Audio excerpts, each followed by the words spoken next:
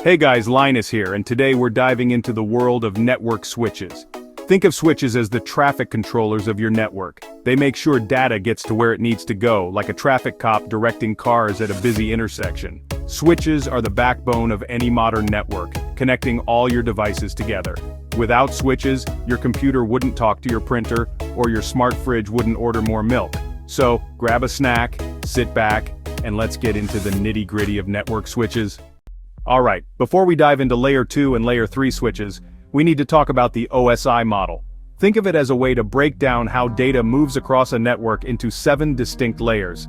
The OSI model starts at Layer 1, the physical layer, which deals with the actual hardware like cables and switches. Then we move up to Layer 2, the data link layer, where our Layer 2 switches operate. It's all about moving data between network devices on the same network segment. Layer 3 is the network layer, where Layer 3 switches do their thing. Layer 2 is like the postal service of your local neighborhood, while Layer 3 is like the national postal service. Layer 2 switches are great at moving data quickly within a local network, while Layer 3 switches can route data between different networks. It's like the difference between a local delivery driver and a long-haul trucker, both important, but with different skills. Let's start with Layer 2 switches. These are the workhorses of most home and small office networks.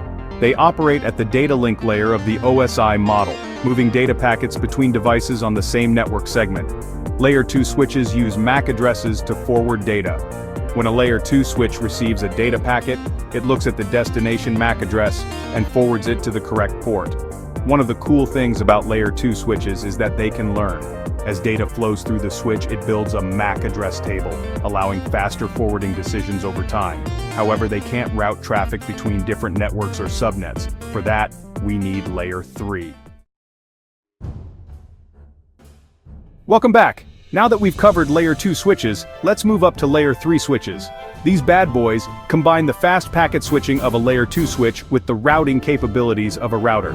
Layer 3 switches operate at the network layer of the OSI model. They can route traffic between different networks or VLANs using IP addresses. One of the coolest things about Layer 3 switches is their ability to handle inter-VLAN routing. With a Layer 2 switch, you'd need a router to communicate between VLANs, but a Layer 3 switch can handle this internally.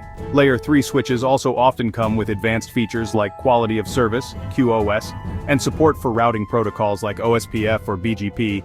It's like they're not just traffic cops, but traffic planners, constantly optimizing the flow of data across your network. Now let's talk about VLANs. VLAN stands for Virtual Local Area Network, and it's a way to create separate logical networks within a single physical network. VLANs are super useful for organizing your network. You might have one VLAN for accounting, another for marketing, and a third for guest Wi-Fi. This separation helps improve security and can make your network more efficient. Setting up VLANs is straightforward, especially on managed switches. You basically tell the switch which ports belong to which VLAN. With a Layer 3 switch, traffic between VLANs can be routed internally, making your network faster and more efficient. Alright, we've covered a lot of ground, but you might be wondering, which type of switch should I use? Let's break down the differences between Layer 2 and Layer 3 switches in terms of price, complexity, and speed. Layer 2 switches are generally cheaper and simpler to set up. They're pretty much plug-and-play devices. Layer 3 switches, on the other hand, require more configuration, but offer advanced features. Both types can handle gigabit or even 10 gigabit speeds. In the end, the choice between Layer 2 and Layer 3 switches comes down to your specific needs. It's all about picking the right tool for the job. Thanks for tuning in. Remember to hit the subscribe button, give us a thumbs up, and drop a comment below.